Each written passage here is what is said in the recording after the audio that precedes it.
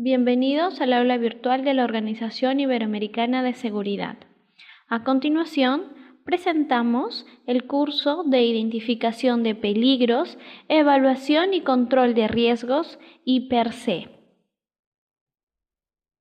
Vamos a mencionar ahora el contenido del curso, en los cuales se tocarán los siguientes temas: los objetivos, se mencionarán las referencias legales, las definiciones, el proceso IPER-C, los tipos de IPER-C, la metodología, la documentación, la evaluación de riesgos a nivel personal y por último se evaluará un caso práctico. Objetivo. El objetivo de este curso es conocer y aplicar las herramientas adecuadas para la evaluación de riesgo, conducir y participar en equipos evaluadores de riesgo, conocer las diferentes categorías de riesgo y dar las recomendaciones necesarias para mejorar nuestra gestión de riesgos. Referencias legales. En este curso nos vamos a guiar de la Ley General de Minería, el texto único ordenado de la Ley General de Minería, Reglamento de Seguridad y Salud Ocupacional en Minería, la Ley de Seguridad y Salud en el Trabajo, y también del Reglamento de la Ley de Seguridad y Salud en el Trabajo, el Decreto Supremo 005. A continuación vamos a conocer las principales definiciones. Peligro. Peligro es una situación o característica intrínseca de algo capaz de ocasionar daños a la persona, equipos, procesos y ambiente. Riesgo es la probabilidad de que un peligro se materialice en determinadas condiciones y genere daños a las personas, equipos y el ambiente. El peligro puede ser considerada como una condición o un acto. Ambas tienen un daño potencial que puede generar una enfermedad o una lesión. El riesgo viene a ser la probabilidad por la consecuencia. ¿Por qué evaluar los riesgos? Recordemos que toda actividad que realizamos conlleva un riesgo. La lista es interminable y cubre cada aspecto de nuestra vida diaria, en el hogar, en la calle, en el trabajo, entre otros. Por ello, la importancia de evaluar los riesgos asociados a sus actividades y determinar así las medidas de control. Una parte importante de su trabajo es aplicar las medidas necesarias para controlar estos riesgos y proveer un ambiente de trabajo seguro para usted y para sus colaboradores. Nada es absolutamente seguro mientras no se haya logrado definir la calidad de peligro que nos rodea y no sepamos precisar el tipo de riesgo que estamos desafiando. Lo anterior nos lleva a requerir herramientas de gestión, manejo y control preventivos, y mientras que no haya dominio sobre ellos, tendremos desastres como un incendio, un múltiple choque de vehículos, entre otros. En el año 1968, en la mina Goyeriskisga, murieron más de 100 trabajadores debido a una explosión de polvo de carbón El Dorado. En 1971, en la mina Chungar, murieron más de 300 personas a raíz de un deslizamiento de un cerro sobre una laguna que arrastró el pueblo e invadió la mina.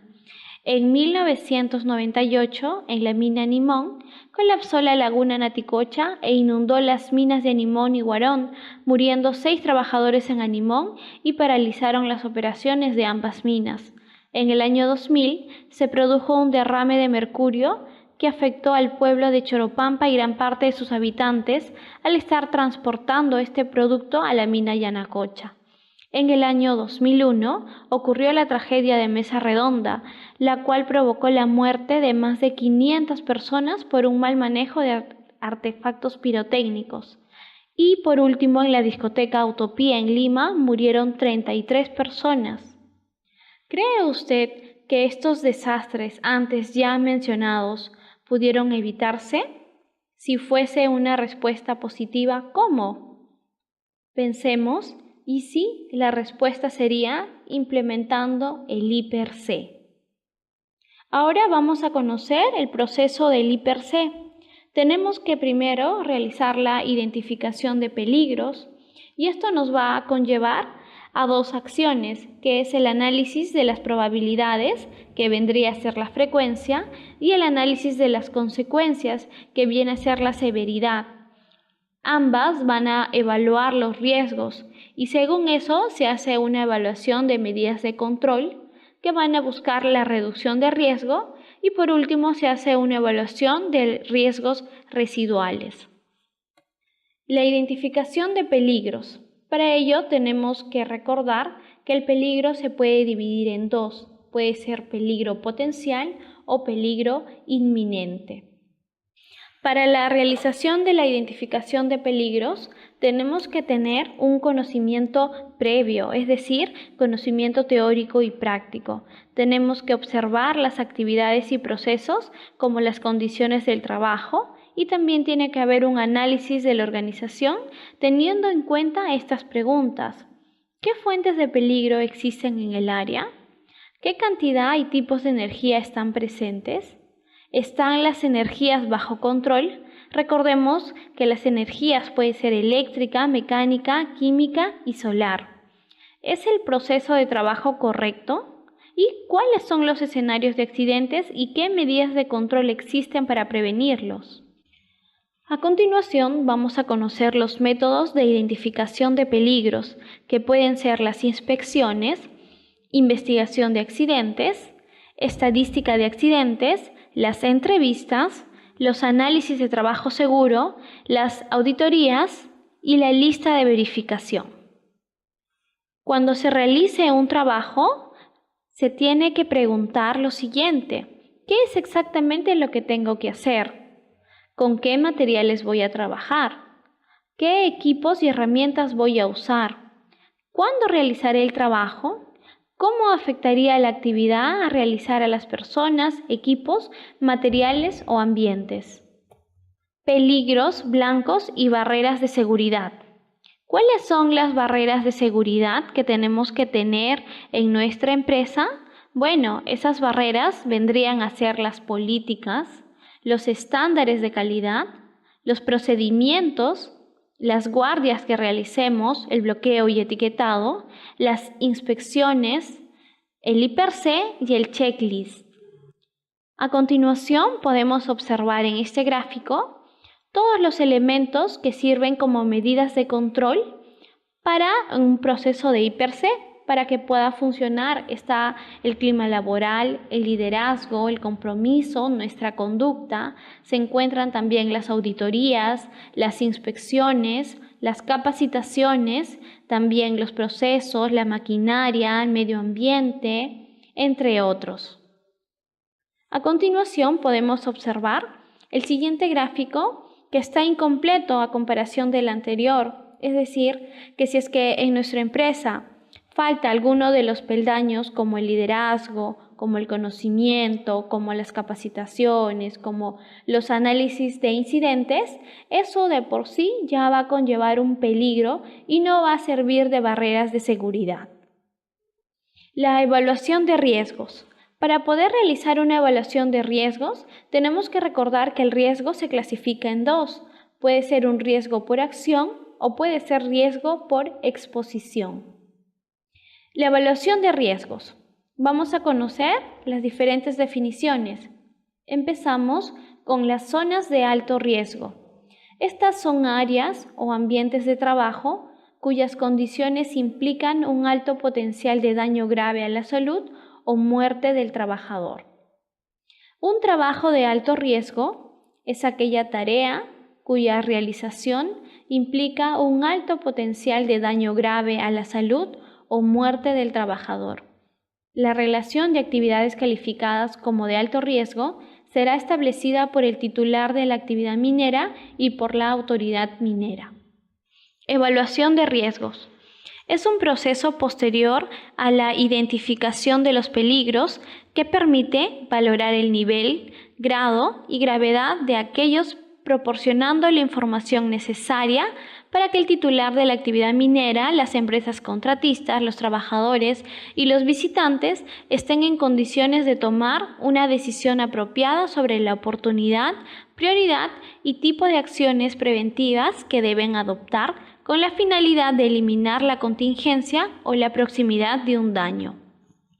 El análisis de riesgo. Tenemos que preguntarnos, primero, ¿qué es lo que puede suceder? Segundo, ¿con qué frecuencia? ¿Con qué severidad? Si es inmediata y en escala, y qué medidas debemos tomar, y se puede visualizar en el siguiente gráfico. Seguimos con el análisis de riesgo y tenemos que hacernos las siguientes preguntas. Si estamos frente a un peligro inminente, la pregunta sería, ¿qué puede suceder? Pueden suceder dos cosas. Por una mala acción puede haber una mala reacción. Por una exposición deliberada puede suceder un accidente. ¿Con qué frecuencia o probabilidad? Se pueden clasificar en lo siguiente: en frecuencia común, que vendría a ser muy probable; en ha sucedido, probable, podría suceder; una frecuencia posible, raro que suceda, poco probable, prácticamente imposible que suceda. ¿Con qué severidad o gravedad? Puede ser catastrófico, fatalidad, que viene a ser una pérdida mayor, una pérdida permanente, una pérdida temporal y pérdida menor. ¿Qué medidas debemos tomar? Se deben tomar medidas de control en base a corregir lo inminente antes de lo potencial y evitar acciones torpes y controlar exposiciones determinantes. Un mapa de riesgo. En el empleador u organización viene a ser un plano de las condiciones de trabajo que puede emplear diversas técnicas para identificar y localizar los problemas y las acciones de promoción y protección de la salud de los trabajadores en la organización del empleador y los servicios que presta. El titular de la actividad minera debe elaborar la línea base del IPRC de acuerdo al anexo número 8 y sobre dicha base elaborará el mapa de riesgo, las cuales deben formar parte del Programa Anual de Seguridad y Salud Ocupacional. Es obligación de la alta gerencia de la unidad minera realizar inspecciones internas planeadas y no planeadas a todas las labores mineras, plantas de beneficio, instalaciones y actividades conexas, dando prioridad a las zonas críticas de trabajo según su mapa de riesgo. Un ejemplo de mapa de riesgo es el gráfico que estamos presentando en esta diapositiva. IPRC de línea base. El IPRC de línea base determina los siguientes puntos para la evaluación. Establece si todos los peligros están identificados. Determina el ámbito del IPRC en las áreas críticas. Evalúa riesgos asociados con los peligros identificados. Identifica dónde están los riesgos críticos. Define las necesidades de la capacitación y el entrenamiento. Localiza a especialistas o expertos en IPRC. Establece las prioridades correctamente y estipula el perfil de riesgos de las actividades mineras y las actividades conexas. Ahora vamos a hablar del IPRC específico. Este IPRC está asociado con el control del cambio y se tiene que considerar los siguientes puntos. Se tiene que considerar los cambios en procedimientos de trabajo. En cuanto a peligros y riesgos específicos, se tiene que ver la ventilación, estabilidad de pilares, sistemas de sostenimiento, entre otros. También los cambios operacionales o en el sistema de trabajo, cambios de herramientas, equipos y maquinarias, la introducción de nuevas fuentes de energía, la introducción de químicos nuevos, también las tareas inusuales o tareas a realizarse por primera vez, los proyectos o cambios nuevos, también el personal de contratas, los trabajadores nuevos y la investigación de incidentes. IPRC continuo. Este tipo de IPRC se tiene que efectuar diariamente y debe formar parte de nuestra rutina. Identifica los problemas no cubiertos. Debe ser parte de nuestra actividad también fuera del trabajo, ya que se puede aplicar en la casa, en el camino, entre otros. Se utilizan, según el Decreto Supremo 024, el checklist, la revisión y registro de equipos, las inspecciones, los permisos escritos para el trabajo de alto riesgo, el mantenimiento preventivo, la observación de tareas planeadas y las auditorías, que se mencionan en el artículo 145 al 147. A continuación, podemos verificar el gráfico del IPRC continuo, que es el anexo número 7 del Decreto Supremo 024-2016-EM. En el IPRC continuo, podemos verificar un gráfico en las cuales se van a clasificar por severidad y por frecuencia. Si es por severidad, están los niveles menor, que tiene una puntuación de 5, temporal, que tiene una puntuación de 4, permanente, que tiene una puntuación de 3, si es mortal, una puntuación de 2, y si es catastrófico, la puntuación de 1. En cuanto a la frecuencia, se clasifica una frecuencia común con la letra A, una frecuencia como ha sucedido, la letra B, podría suceder, la letra C, raro que suceda, letra D, y prácticamente imposible que suceda, la letra E. A continuación, vamos a verificar, según el anexo número 7, los niveles de riesgo. Se clasifica en nivel de riesgo bajo. Este riesgo puede ser tolerable y el plazo de medida correctiva es de 1 mes. Si el nivel de riesgo es medio, se deben de iniciar medidas para eliminar, reducir el riesgo, evaluar si la acción se puede, repetir diapositiva número 37. A continuación vamos a ver el anexo número 7, los niveles de riesgo. Si es un nivel de riesgo bajo, este riesgo puede ser tolerable y la medida correctiva tiene un plazo de 1 mes. El nivel de riesgo es un riesgo medio, se deben de iniciar medidas para eliminar o reducir el riesgo y también se debe de evaluar si la acción se puede ejecutar de manera inmediata. El plazo de la medida correctiva se encuentra en un lapso no mayor a las 72 horas. Si el nivel de riesgo es alto, este riesgo es intolerable, requiere controles inmediatos. Si no se puede controlar el peligro, se paralizan los trabajos operacionales en la labor y el plazo para la medida correctiva no es mayor a 24 horas. A continuación, según el anexo 7, vamos a ver un gráfico en el cual se van a clasificar los tipos de severidad. Si severidad está considerada como pérdida menor a nivel personal, vendría a ser una lesión que no incapacita a la persona, es decir, lesiones leves. Si se considera el rubro de daño a la propiedad, en pérdida menor es una pérdida por un monto menor a los $1.000 y en cuanto a daño al proceso, vendría a ser una paralización menor de 1 día.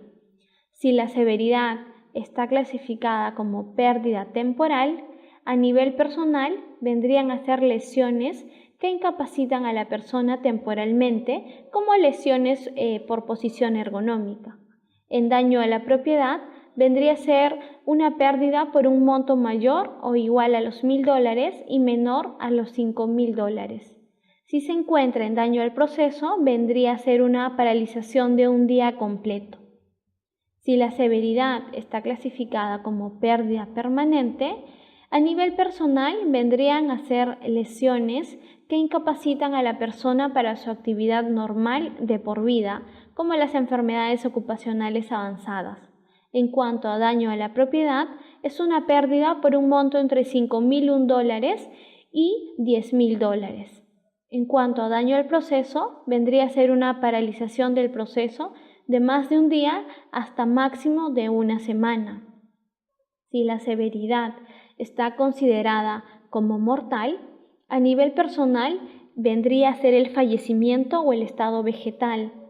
Según daños a la propiedad, estas vendrían a ser pérdidas por un monto entre $10.001 y $100.000. En cuanto a daño al proceso, vendría a ser una paralización del proceso de más de 1 semana y menos de 1 mes.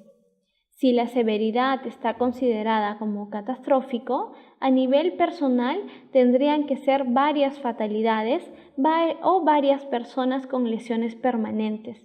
En cuanto a daño a la propiedad, las pérdidas tienen que ser mayores a $100.000. Y en cuanto a daño del proceso, se considera una paralización del proceso con más de un mes o la paralización definitiva. A continuación, veremos el gráfico del anexo número 8 del Decreto Supremo 024, que es el formato del IPER-C de línea base. Vamos a mencionar ahora los 10 principios para una evaluación de riesgos efectiva. El principio número 1 es que se tiene que asegurar que el proceso sea práctico y realista. El principio número 2 es que involucre a todo el personal, especialmente los expuestos al riesgo y sus representantes. El principio número 3 es que se tiene que utilizar un enfoque sistemático para garantizar que todos los peligros y los riesgos sean tratados adecuadamente. El principio número 4 es que se tiene que proponer a identificar los riesgos de importancia. No pierde el tiempo en lo insignificante, no enturbia el proceso con demasiados detalles. El principio número 5 es que compile toda la información que pueda y analícela antes de comenzar la identificación de peligros y la evaluación de riesgos. El principio número 6. Comience identificando los peligros. El principio número 7. Tiene que evaluar el riesgo derivado de dichos peligros, tomando en cuenta la eficacia de los controles existentes. El principio número 8 nos menciona que se debe de observar lo que realmente sucede y existe en el lugar de trabajo, en particular aquellas labores no rutinarias. Principio número 9 es que se tiene que incluir a todos los trabajadores en riesgo, incluyendo a los visitantes y contratistas. Y por último, el principio número 10 es que siempre registre la evaluación por escrito, incluyendo todas las suposiciones que haga y sus razones. Taller número 1. Identificación de peligros y evaluación de riesgos. A continuación vamos a iniciar el taller de nuestro curso, en las cuales se le van a presentar varias imágenes y ustedes en casa tienen que identificar cuál es el peligro y cuál es el nivel de riesgo. Se realizará en esta imagen un trabajo en alturas a más de 15 metros. Tienen que observar bien la imagen y tiene que usted responder esas dos preguntas. Continuamos. Se presenta a continuación una segunda imagen en la cual debe identificar cuál es el peligro y cuál es el nivel de riesgo. Esta es la imagen número 3, en la que de igual manera se tiene que identificar el peligro y el nivel de riesgo en esa actividad. Continuamos con el taller. Presentamos la siguiente imagen en la cual tiene que identificar el peligro y el nivel de riesgo. Continuamos con nuestro taller en la cual se tiene que identificar cuál es el peligro y cuál es el nivel de riesgo en esta actividad que viene a ser un festival muy conocido. En esta imagen observamos una actividad rutinaria y tenemos que identificar cuál es el peligro y el nivel de riesgo a la que ese trabajador se está exponiendo. A continuación, les presentamos otra imagen en la cual se tiene que identificar cuál es el peligro y el nivel de riesgo de esta actividad. Seguimos con nuestro taller. Presentamos la siguiente imagen en la cual se tiene que identificar cuál es el peligro que está pasando este trabajador y cuál es el nivel de riesgo. Y para terminar nuestro taller número 1, en esta imagen se tiene que identificar cuál es el peligro y cuál es el nivel de riesgo. Vamos a conocer ahora los procesos del IPER-C, empezando por las medidas de control.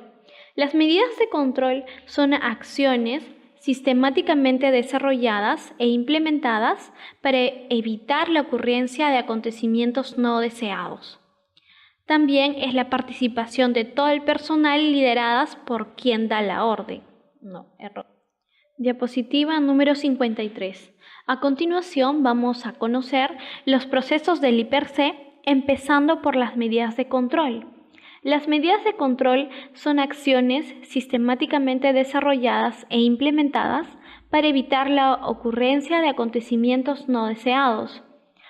Estas medidas de control pueden ser la participación de todo el personal lideradas por quien dé la orden.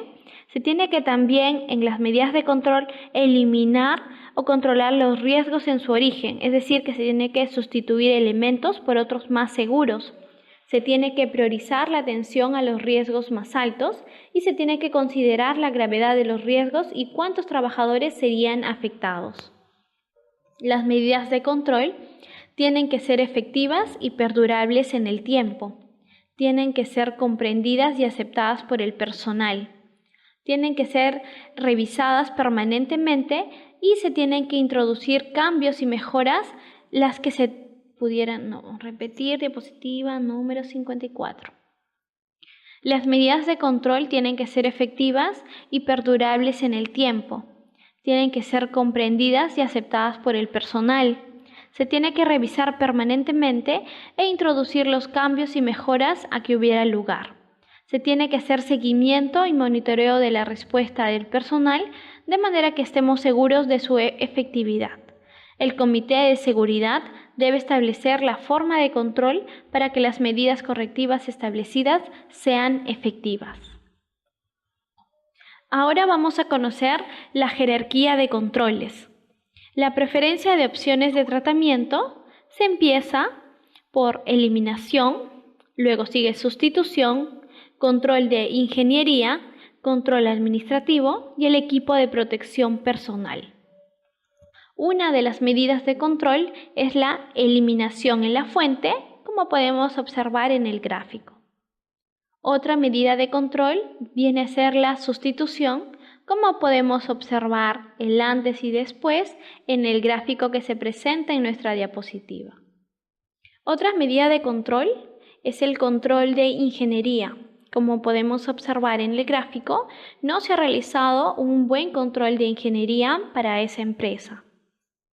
Siguiendo con las medidas de control, tenemos también a la señalización, alertas y los controles administrativos. Ejemplo de ello, se pueden ver las dos imágenes de dos mineras diferentes. Y también la de las señalizaciones de las carreteras. En cuanto a señalización, alertas y controles administrativos, se tiene que poner de manera visible en la empresa toda la señalización que se tiene que usar según los procedimientos correspondientes. Otra medida de control es el uso adecuado de los equipos de protección personal. Estos equipos tienen que estar de acuerdo a las actividades que realiza el trabajador. En el proceso del I+C, recordemos que tenemos que identificar el problema, evaluarlo, controlarlo, intercambiarlo, podemos reducirlo y podemos también prepararnos para una acción preventiva o un suceso que no estaba planeado. Taller número 2. Determinación de medidas de control. A continuación, para iniciar con el taller número 2, les presentamos la siguiente imagen en la que ustedes tienen que observar detenidamente y tienen que identificar qué medidas de control se tendría que realizar según cada actividad del trabajador. Ahora vamos a conocer la metodología del I+C. Recordemos que el supervisor de línea facilita todo el proceso del I+C y esto inicia nombrando un equipo y entrenándolo. Segundo, se tiene que recolectar información y planear el I+C. Tiene que haber una revisión física, análisis de peligros y evaluación de riesgos en cada área de trabajos y según las tareas específicas. Se tiene que evaluar y revisar las barreras y los controles existentes. Tiene que haber un análisis de tareas y revisión de estándares y PETs. Y también se tiene que comunicar estos estándares y PETs revisados y los nuevos, seguido de revisar el perfil de riesgo de cada área.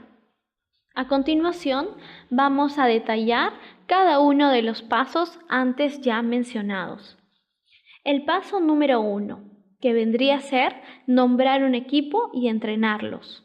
¿Cómo se compone el equipo? Tiene que haber un líder, tiene que haber el escribano y los expertos. ¿Y cómo se selecciona? Tiene que entender métodos usados, tiene que tener habilidad para identificar peligros, tiene que saber diferenciar peligros potenciales e inminentes, tiene que poder identificar fuentes de energía, tiene que entender daños a las personas, maquinarias, equipos y al ambiente de trabajo. Los miembros del equipo tienen que ser los gerentes, representantes de seguridad y salud ocupacional, empleados y trabajadores, entrenadores y los practicantes de seguridad cuando sean necesarios. Se tiene que asegurar que el equipo esté entrenado en inducción en seguridad y salud, módulos adecuados, proceso I+C y la concienciación de peligros y riesgos. ¿Quién debe participar en el desarrollo del I+C? Los miembros del equipo. Para que un I+C sea completamente efectivo y confiable, este debe incluir una amplia variedad de puntos de vista como sea posible, es decir, tiene que ser multidisciplinario. Cada persona familiarizada con el proceso u operación cuenta con una perspectiva propia de los problemas que originan fallas y de aquellas situaciones que pueden ser causa de accidentes. Estas perspectivas deben ser registradas en conjunto con aquella persona que inicie el proceso de identificación de peligros y evaluación y control de riesgos. Toda información aportada por los trabajadores y empleados puede ser extremadamente valiosa en esta etapa. Continuamos con el paso número 2, que es el de recolectar información y planear el I+C. Para esto se tiene que obtener un perfil de riesgos actual. También la obtención de resultados de la identificación de peligros del área. Se tiene que buscar información de incidentes previos, cambios de estándares y procedimientos, medidas de control y capacitación. Se tiene que analizar y discutir la información recibida y se tiene que dividir el área y designar responsabilidades a los miembros del I+C. Por último, se tiene que empezar a ejecutar ya el programa del I+C. Paso número 3. Veremos la revisión física, análisis de riesgo y evaluación de riesgo. Este paso se divide en dos partes. Parte número 1, identificación de peligros. Para esto se tiene que recorrer el área de trabajo y evaluar todas las máquinas, equipos y material considerando las siguientes preguntas.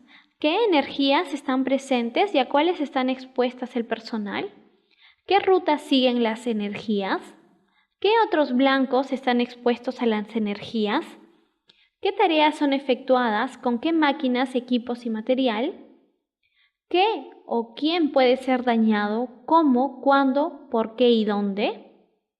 ¿Qué medidas de control son aplicables y cuáles existen en el área?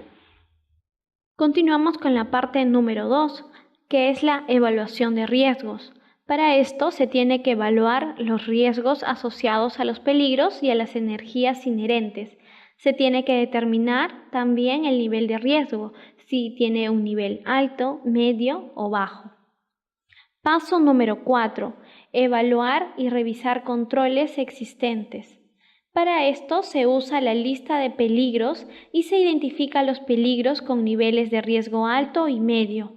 Se tiene que revisar barreras existentes o desarrollar nuevas medidas de control o barreras si es necesario.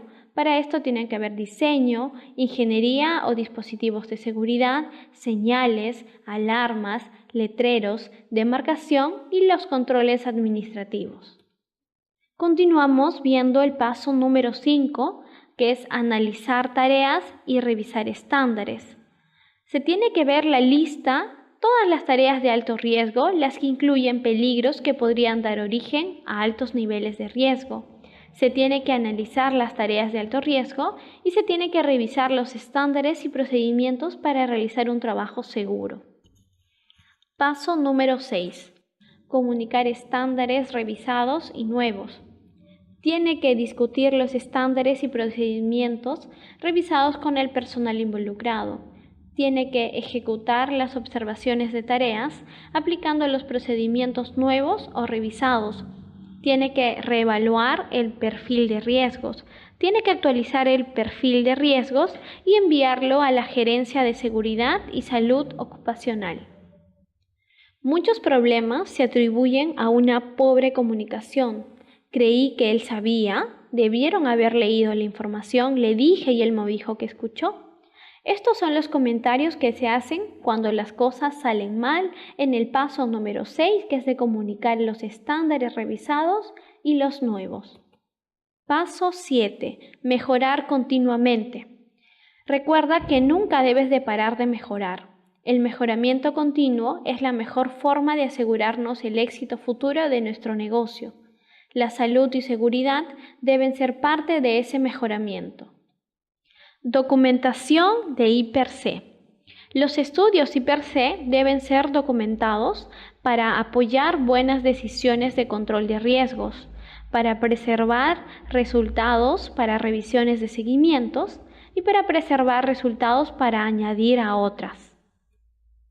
En la documentación del I+C se tiene que tomar en cuenta los siguientes puntos: el ámbito, qué fue analizado, las presunciones, qué presunciones se hicieron en el análisis, la metodología, cómo fue analizado, el equipo, quién efectuó el análisis, cuándo fue realizado, qué recomendaciones y puntos de acción se dieron, evitar posible lesión a los trabajadores, daños públicos, daños al medio ambiente, daños a la propiedad o la interrupción del proceso productivo. Evaluación de riesgos a nivel personal. Evaluación de riesgos a nivel personal. Lo deben de hacer todas las personas que realizan los trabajos de forma continua. Esta evaluación se debe realizar al iniciar la labor y durante el desarrollo de la misma. Y es un proceso mental que debe formar parte de la forma de hacer las cosas que tienen las personas, es decir, que debe de convertirse en un hábito. Para realizar la evaluación de riesgos a nivel personal, tengo que preguntarme qué es lo que voy a hacer, qué cosa podría ir mal, qué puedo hacer para que no suceda. Iniciamos con la primera pregunta de la evaluación de riesgos a nivel personal. ¿Qué es lo que voy a hacer? Tengo que entender la tarea y haber revisado cómo utilizar el procedimiento. Para ello te han capacitado con qué herramientas o equipos vas a trabajar. Para eso tienes que estar alerta frente a cualquier cambio para que lo puedas analizar. Continuamos con la evaluación de riesgos a nivel personal con la pregunta de ¿qué cosa podría ir mal? ¿Existen riesgos para mí o para otros en la labor que realizo? ¿Qué lesiones me pueden causar esos riesgos? ¿Estoy tanto física y mentalmente preparado para realizar la tarea? ¿Qué podría interferir con lo que he planeado de hacer el trabajo con seguridad? Por último, tenemos que hacer la pregunta número 3. ¿Qué puedo hacer para que no suceda? ¿Qué puedo hacer para tratar de eliminar, controlar o minimizar el riesgo? Tengo que preguntarme si estoy entrenado en los pasos requeridos en el procedimiento en el permiso de trabajo. ¿Necesito comunicar a alguien más o llamar a mi supervisor? Taller número 3. Evaluación de riesgos a nivel personal. Ahora vamos a iniciar nuestro taller número 3, en las cuales vamos a presentar diversas imágenes en las que ustedes tienen que hacer una evaluación de riesgos a nivel personal. Iniciamos con la imagen número 1. En esta situación tienes que preguntarte qué es lo que vas a hacer, qué cosa podría ir mal, qué puedo hacer para que no suceda. Presentamos la siguiente imagen. En esa situación tienes que evaluar y tienes que responder estas 3 preguntas. ¿Qué es lo que voy a hacer? ¿Qué cosa podría ir mal? ¿Qué puedo hacer para que no suceda? Seguimos con la figura número 3. En esa situación de trabajo tienes que preguntarte qué es lo que vas a hacer, qué cosa podría ir mal y qué puedo hacer para que no suceda.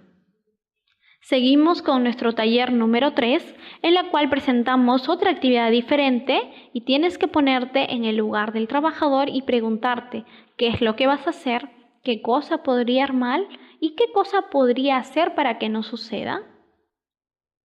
En esta imagen se observa otra actividad en la que de igual manera tienes que evaluar los riesgos a nivel personal. Evaluación de riesgos antes de iniciar cualquier actividad. Evaluación de riesgos documentada. Se realiza antes del inicio de las actividades para todas las tareas, muy especialmente tareas de alto riesgo y aquellas que no se realizan diariamente. Primero se describe paso a paso la tarea, se identifican los peligros, los riesgos y se evalúa con la matriz de riesgos. A continuación le vamos a presentar un gráfico para que usted pare y piense. Para ello se tiene que identificar los peligros del área, evaluar los riesgos. Tercero, se tiene que controlar los riesgos. Y por último, tiene que usted reanudar su trabajo. Muchas gracias por usar la plataforma e-learning de la Organización Iberoamericana de Seguridad. Esperamos nos visiten nuevamente. Hasta pronto.